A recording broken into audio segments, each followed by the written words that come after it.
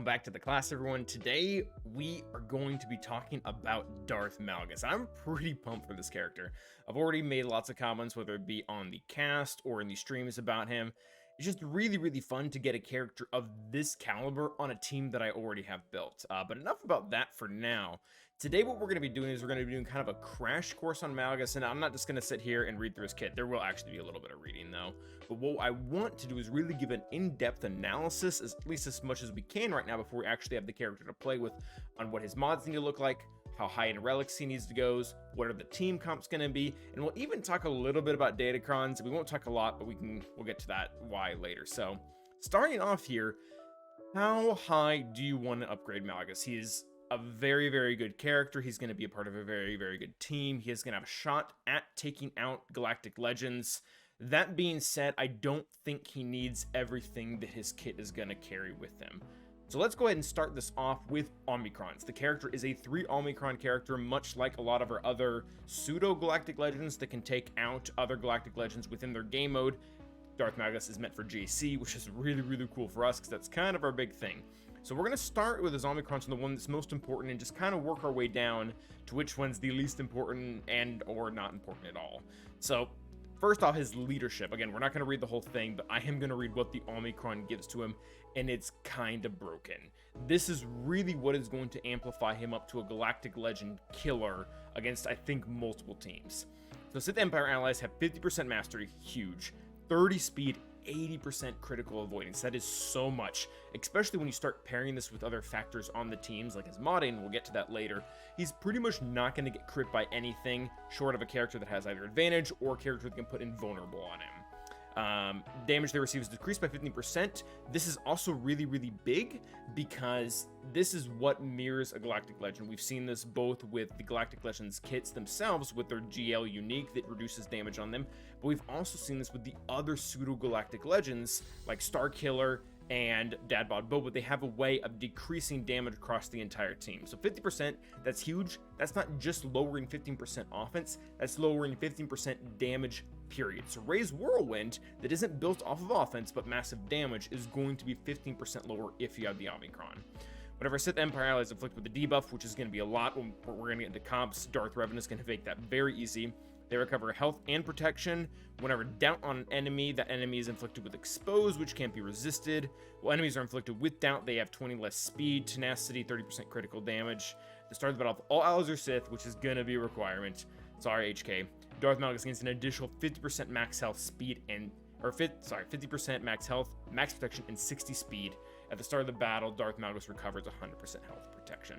So you have to have this Omicron. This is not, in my opinion, debatable. I'm sure he'll be okay, you know, in territory wars and whatnot without it, but this is going to be the difference between him killing, say, Jedi Master Luke and not killing him. The 60 speed, I mean, we can sit here and talk all day about how great a lot of this is, but the 60 starting speed is what's going to put him not ahead of every Galactic Legend, but pretty much ahead of almost every other character, especially when you put it in with his normal lead that's already giving 40 to 50 speed, and the other part of the Omicron that's giving him 30 speed. That's going to allow him to get it right out the gate, him to start putting out doubt, the doubt to turn to fear, and for the Sith Empire team to just take over the entire course of the battle. So this is a must. You got to have it. Second one, I think this one is going to be pretty important, but probably not essential for every single fight, and that is Korriban's Legacy. If all allies were Sith at the start of the battle, instead the first time each turn doubt is dispelled on an enemy, all other allies that didn't already have it are inflicted with doubt for 2 turns. So pretty much what this is going to set up is it's going to leave a chain reaction of doubt constantly being passed on to other characters, being dispelled, being passed on, being dispelled, being passed on, and it's going to be quite ruinous. It's not going to end every single team, and the reason why is because doubt itself is not the most debilitating debuff in the world. It does a lot of cool things. As you can see, here it is. It means that they can't gain bonus turn meter buffs or recover protection. This is very much the other side of Shock. If you guys remember, Shock also doesn't allow you to gain bonus turn meter, doesn't allow you to gain buffs, and it doesn't allow you to regain health. So this is very much the other side of it, where it doesn't allow you to regain protection. It's going to be very important on a lot of teams, such I think Jedi Master Luke and C is probably the big two, but there's just going to be other teams where that's not going to matter as much to have the entire team constantly doubted the entire time. I do believe it is going to change a fair amount of matchups. I'm going to give the leadership immediately when I unlock this character. I'm going to do some testing, do some research, and then probably this is going to get applied as well. This is definitely going to happen. Now, the third Omicron, good, probably not worth it, depending on what your other priorities are going to be, and that is going to be the Deprived Senses one. It's a good ability overall, but all the Omicron really does is these debuffs here, blind and shock and ability block, they are going to be irresistible, which is great because the team doesn't have a ton of ways to get potency. It has a few, but at the same time, you know, if the opponent also has tenacity up or some other pain in the butt thing like that, that kind of just guarantees it. If the target was already shocked, it dealt true damage to all enemies, and Darth Malgus gains 15% turn meter. Also, I don't think this is going to be game-changing on most matches.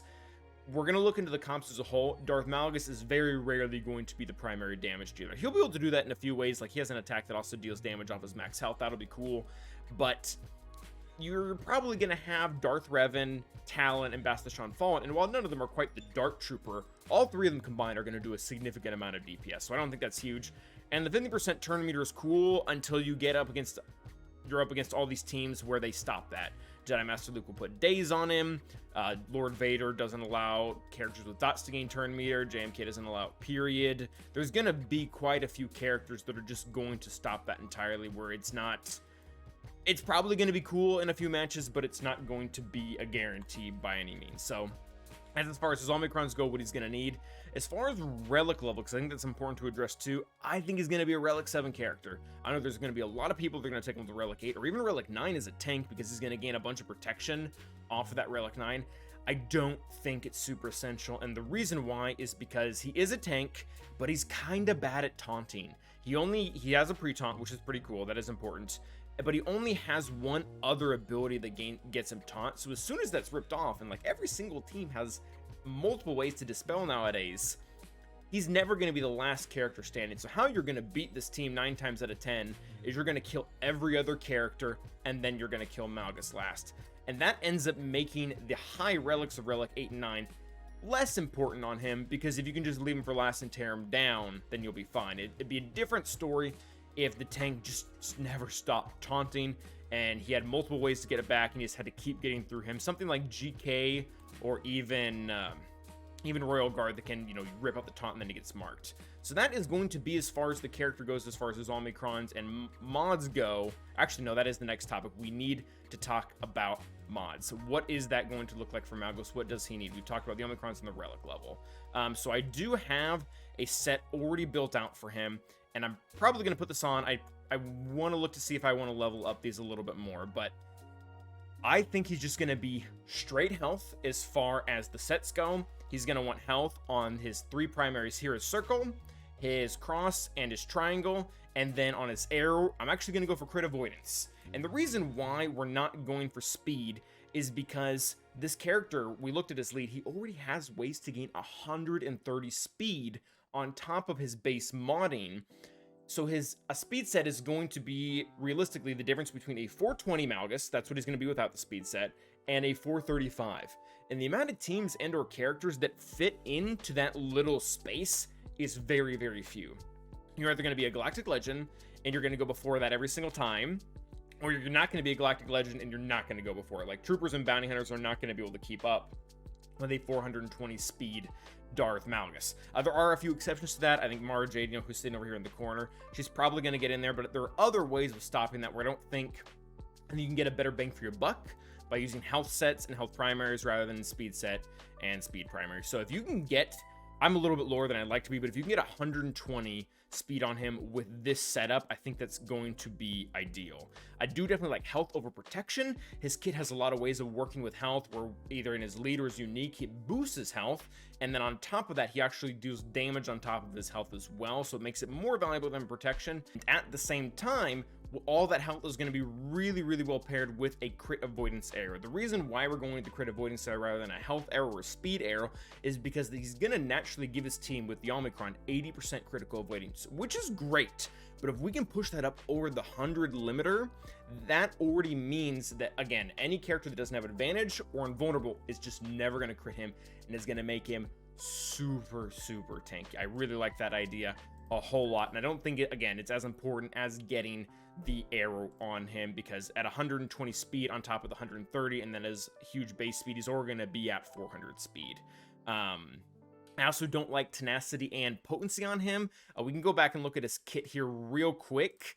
That his kit, most of the debuffs, especially if you have all the Omicrons, are going to be irresistible. So there's not a huge point at putting potency on him. And at the same time, he really doesn't love tenacity either, because his kit kind of throws tenacity in the garbage. If you look, I believe it's both on his leadership and his unique that actually give him negative tenacity. So you get to a point in the battle where it's just like, why am I modding him with a bunch of tenacity if he's just gonna throw it in the garbage anyways? So yeah, he has, that's the enemies have negative tenacity. It's his unique, I believe, that does it. Whenever he's taunting, he has a negative 20% defense and negative 20% tenacity. And then on top of him already doing that in his unique, Darth Revan, who you really are going to want to have on the team as well, is going to have pretty consistently 5 stacks of ferocity on him, which is, again, more negative 15% tenacity per stack that goes up to 75. You pair that with the 20. You have a character that is at negative 100% tenacity on them. Why are you going to mod them for tenacity just for them to throw it in the garbage? You don't. And then, like we said earlier, potency is kind of thrown away. And then the argument for defense as well, why I don't like defense on him, is the same reason as the tenacity. The character just kind of throws it away with the interaction that we have with Darth Revan there. So, again, Omicrons, he's definitely going to need the lead. He's going to probably need his unique special. Probably not as far as the modding goes. I think health, really good speed secondaries, probably in the area of 20. And then a crit avoidance arrow is going to be ideal. Now, to get to our second to last thing, what are we going to look at for comps? So we're actually going to start with 3v3 because this character is going to launch mid 3v3, so that's probably going to be what's most important. First off, we have Darth Malgus, Sith Assassin, and Darth Talon. I really like the squad. I'm not going to use it. The idea behind this squad here is, as we said earlier, Malgus isn't super great at taunting. He only has 2 ways to do it. So these 2 girls here pretty consistently stay in stealth. And the reason why I'm not going to use it is because, number one, I don't need the amount of teams. My roster is large enough that I can kind of try to consolidate to get the best out of my teams rather than trying to have to pull kind of quirky things like this off. And number 2, I don't want to gear Sith Assassin. So maybe that'll happen one day in the future, but right now, gear 8 on Sith Assassin is not going to cut it, especially with the way Datacrons are doing things.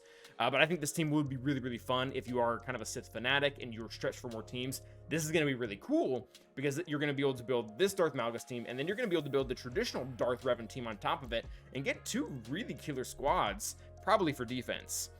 Now, this is probably what a normal person is going to do for Malgus as far as 3v3 goes. Just put him with Darth Revan and Bast the Shan Fallen. Bast the Shan Fallen, similar to Talon, does give some nice boost to the leader, regardless of who they are. He's going to get a bunch of extra defense, potency, tenacity, foresight, etc. Super cool. Darth Revan is going to pair really nicely with constantly giving Malgus debuffs. There's 2 or 3 interactions Malgus has with debuffs that he wants to have, where he will either gain health and protection back, and I believe there's one other thing that I'm missing. And Darth Revan giving the whole team ferocity, sure, it's cool, you get the offense and potency on it, but at the same time, Malgus gets boost specifically from debuffs. So that being said, you're gonna want those 2, and then this allows Malik to go and play with C or whatever team that you want to throw him in to ruin someone's typical counter. Now, getting into 5v5, I kind of hate this, but I think the ideal squad for him is going to be this one right here. I guess I should mention that you really probably shouldn't be trying to make 2 squads with Sith Empire, just specifically because there's not 10 characters in Sith Empire, so I think there's 8. So even if you throw in Talon, you're still coming up empty-handed. I guess if you're really stretched for teams and you're a Sith fanatic, then maybe try to make something work, but I wouldn't advise it, just because they have 2 pretty good leaders. But Darth Malgus, obviously in the leader slot. Bast the Shan Fallen for kind of the reasons that we said. She's going to be able to do a lot of cool things with putting debuffs on the enemy team. Darth Revan's going to put debuffs on your own team. We saw kind of the benefits of that with Darth Malgus' kit as well. And then Talon. Talon is really, really good for Darth Malgus. I almost think that when they made her kit, they had Malgus in mind and not Traya.